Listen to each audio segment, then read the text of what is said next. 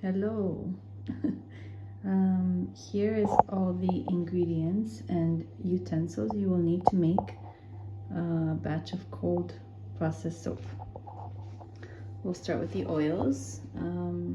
Coconut oil, palm oil, olive oil, almond, and castor oil. That's what I'm using for my recipe. This is what I have at home.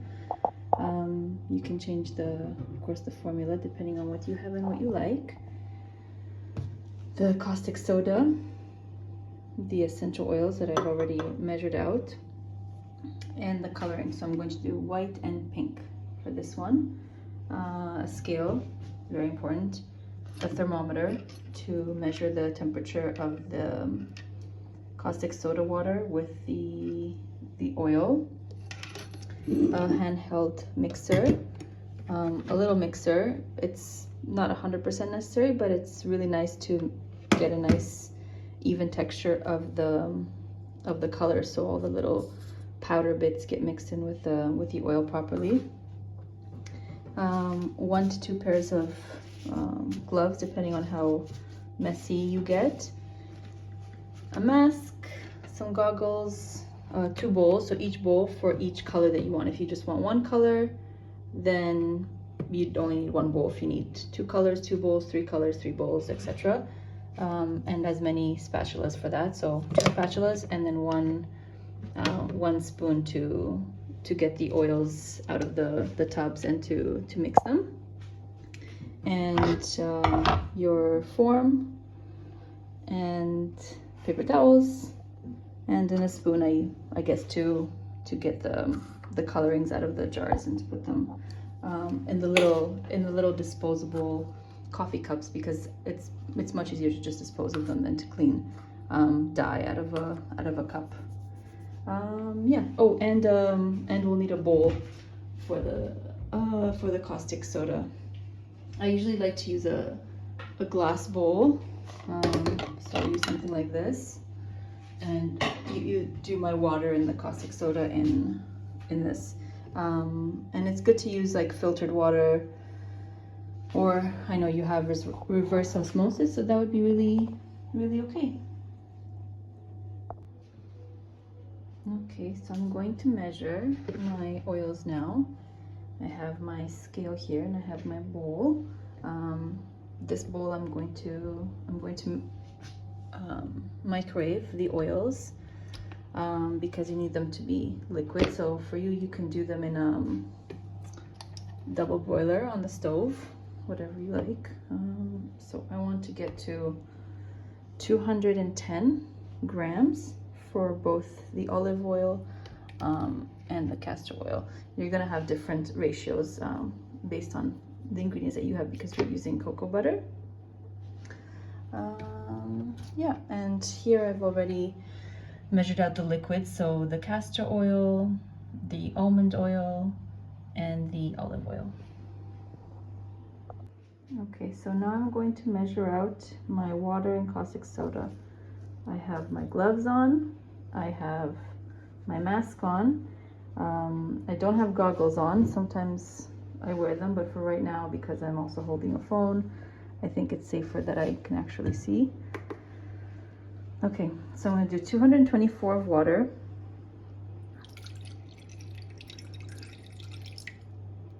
Again, you're going to have different measurements. And I like doing them separately. That way, if you do too much, you can take out. Almost there. Okay. That's fine. So put that aside. And put your smaller bowl and tare. And now I'm going to do 100 of the caustic soda. So maybe actually make it easier.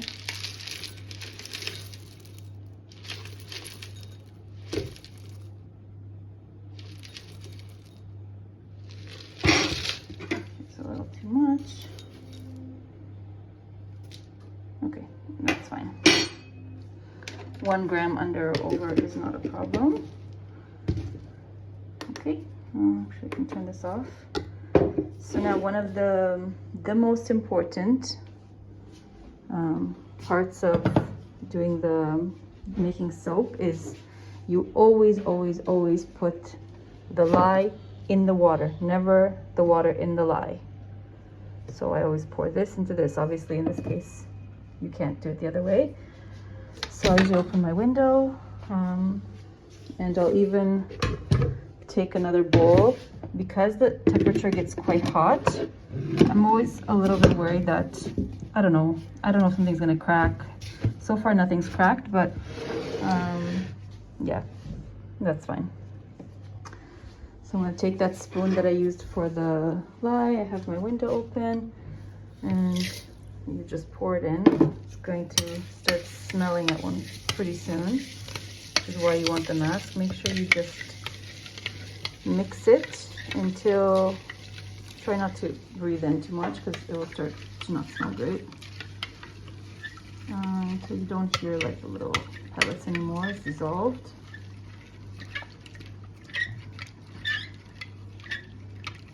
Okay, definitely dissolved. I put that there, and then I leave the kitchen for honestly just 10 minutes until the fumes go away. So it's been 10 minutes and the mixture has dissolved, and it's still hot. I still have my gloves on. It still has some little, you can see little specks. You can strain it when you add it to the oils, just so you get all those specks out. Although they're pretty small, they're probably gonna go right through, but it's an extra step. You can do it, you can avoid it. It's the little pieces are not so big here. So so I have my thermometer, and you want to have the mixture at about 40 degrees. So right now it's 40 degrees. Okay, 41, yeah, 41, 42, 43, anything like 37, and I usually do 37 to like 43 degrees. Because it was by the window, it usually takes half an hour or more to cool down, sometimes even an hour, depending if it's very hot, if I'm doing the soap in the summer. But because it stayed by the window for maybe 15, even 20 minutes, it actually cooled down. So now I'm also gonna check the oils that they're at 40 degrees. So this one's showing 36. So I can put it in the microwave for maybe 30 seconds, because I need to move quite quickly. Now that the lye is at 40 degrees, I need to make sure that I'm gonna incorporate it into the oils, because you cannot heat up the lye again. I can heat up the oils. I can put them in their microwave and heat them up if they cool down a bit too much, but I can't heat them. I can't heat the lye back up. Inside my little color cups, I added some almond oil. You want to use like a neutral sort of oil, and I'm gonna mix it with this thing. I'm gonna put the phone down and do it, and then I'll show you afterwards. So this thing is kind of like a coffee foam frother. This one is for cosmetic, but I think at the dollar store you can probably get them. There might be battery operated, and I think maybe they cost $5–10. It just helps to make everything more cohesive. And always when you're mixing, if you're doing this, do the light color and then the darker color and then darker color, because you might transfer some of the darker color into the lighter color and get like a soft pink instead of a white if you do it the other way. All right, I put the mixture in the microwave for, was it a minute?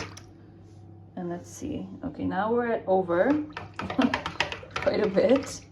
I can put it in the fridge for a bit and see where it's at. So I'm always I have this little tissue here just to transfer it to clean it in between the lye and the. So now it's at 39, still okay. What happens if the mixture is too hot? You can get like a chemical reaction where it kind of bubbles over and makes almost like a volcano, because the mixture is too hot, because the lye does have a tendency to heat up. So that's why they say around that temperature. If it's too low, it'll start to mix too slowly, like when you're mixing the oils, when you're getting to trace. I'll show you that later. It might be too slow because the mixture now has to heat itself up to get to a certain consistency. So I have the thermometer. This is just a cooking thermometer. And I'm just mixing it just to cool it down quicker. And I'm waiting maybe for about like 45. And then I'll make this up.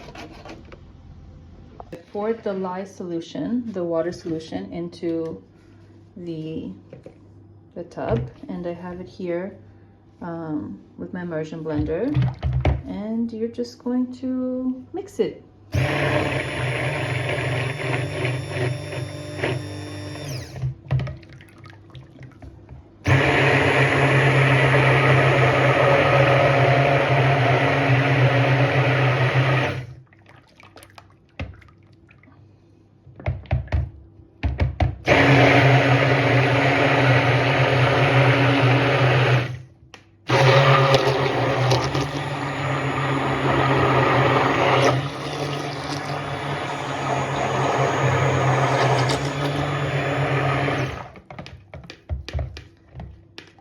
So in soap making, when something gets to trace, that means that the soap itself will leave a mark on top of the soap. So it'll be thick enough where if I do this, you'll see the remnants of the little swirls. It hasn't reached trace. You can pour it in a mold now and it will slowly become a soap. Depending on what kind of designs you want to make, you might want it at this sort of consistency. I'm going to leave it like this right now. It's not a trace because I want to add the essential oil and I want to add the color. So the essential oil I always add absolutely last because some colors will accelerate trace. So it's possible that this is a new batch of different essential oils. So once I put the oils in, it doesn't seize up necessarily, but it will be, see, even now it's getting thicker and thicker. It will just be so thick that I can't even pour it in the mold anymore. So I have to do that at the end. So I'm going to take some of this and put it in this, and then put the two colors, mix them, make sure that they're incorporated, and then add the essential oil. Okay, so I've added the color, mixed the color. Now I'm adding the essential oil. Now I'm using this spatula just in case, because when you use this blender, everything becomes thick very quickly because of how fast it's blending everything. So I can actually take this out. Put this on here like that, and you can see it's already getting thicker. This one's almost reached trace, but not quite.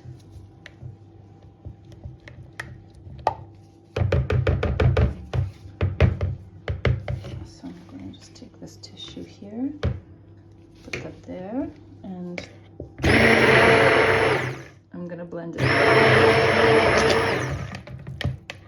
Okay, now you can see, look, it's a trace. It's leaving a trace behind of the soap.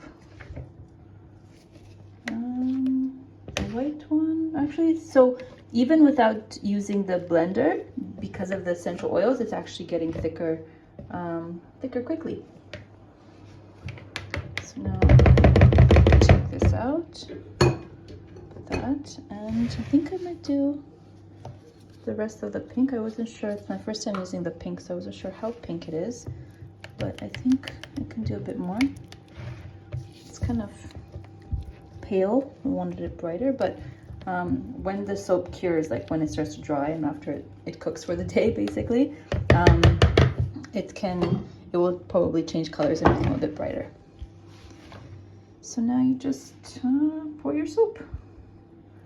I usually do like a bit of each, and then I mix it. Do that.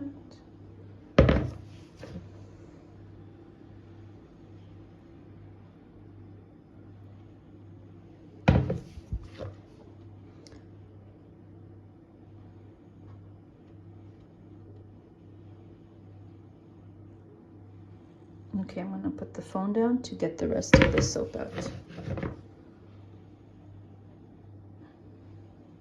So the more soap you actually take out of the bowls, the easier it is to clean, of course. Okay, so now I have the soap in here, and you can mix it about you can use different things. I'm trying something new, seeing how this looks. So I don't want to over mix it because then the colors will be the same color. Take a little spoon. You can just make little designs. Now it's kind of soft, so actually in probably a few minutes when it starts to harden, I can make more designs because it'll be harder.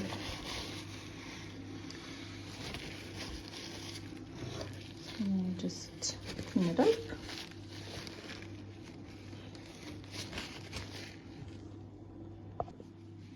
So here is the soap. I had actually a little bit of color in here with the mixture of almond oil, and so I just put the few drops on top and I just swirled it. Kind of looks like a frigitura. And here we have it. I'm gonna take an old piece of cardboard, put it on top, and then you can wrap it in an old towel or sheet. The reason you want to do this is because the mixture is going to get very hot. It's already quite hot to the touch, and if the outside perimeter sort of becomes a different temperature than the inside perimeter, inside of the soap, it'll have a different look. It's called gelling. So the inside will look like almost a jelly, like it won't, the texture I don't think will change. It hasn't actually happened to me before, but the color will be a bit different versus the outside. The outside will look like nice and pink and white how you want it, but the inside maybe will be a bit more muted. So have kind of a ring, which you don't want. So by keeping the temperature consistent when you wrap it, it makes sure that you don't get that gelling. So yeah, so now you wrap it and then you leave it somewhere not too cold. I usually put it like down by the radiator, and I leave it there until tomorrow, maybe even 2 days, and then I take it out of the mold. All right, it's the morning after. I have my helper here. See what I'm doing? So I take it out of the mold now and make sure that it's coming away from the sides cleanly. I check to see that it's not soft, because once I take it out of the mold I can indent it, so the mixture is too soft. And this one seems to be okay. And then I'm going to flip it over and just give it a shake. Okay, so the pink did not turn out pink. This is my first time using this color. They said that it was suitable for cold processed soap, but clearly not. I mean, the one that I put on top, so basically I would have to do this, not mix it in with the soap completely, and just leave it in like a swirl, because it is very much not pink. That's okay.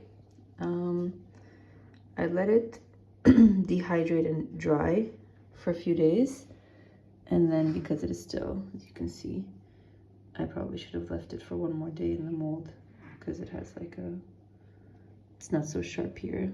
It is a bit soft. I used a bit more water than my normal soap, because I wasn't sure how the essential oils would react to and if it would, trace too quickly and become too hard. But it was fine. So it'll just take a bit longer to dry out, because I used 2% more water for this one. That's it. We'll do a little cutting. We'll cut it in a few days, and I'll show you then. So the soap has hardened enough that I was able to cut it. I put it in this mold to cut. It's specifically for the shape, which I believe you can't find in Canada. I think I looked for you. They have the ones there. You have the ones that are a bit longer and skinnier, so you're gonna have to cut it by hand. So I suggest you kind of take a ruler and then measure exactly how thick you want them, and do that, and then just cut it by hand instead of in this machine. This one, basically you put the whole block in, and then you put the knife here and you cut it. So yeah, this is the final soap. The pink did not turn out pink, so yeah. The website said that it was safe for cold process soap, but clearly, I mean, it's safe, it's not harmful, but it doesn't come out pink. But that's okay. It's an experiment, and it's good that I only made one batch. They're pretty from the top. Have fun.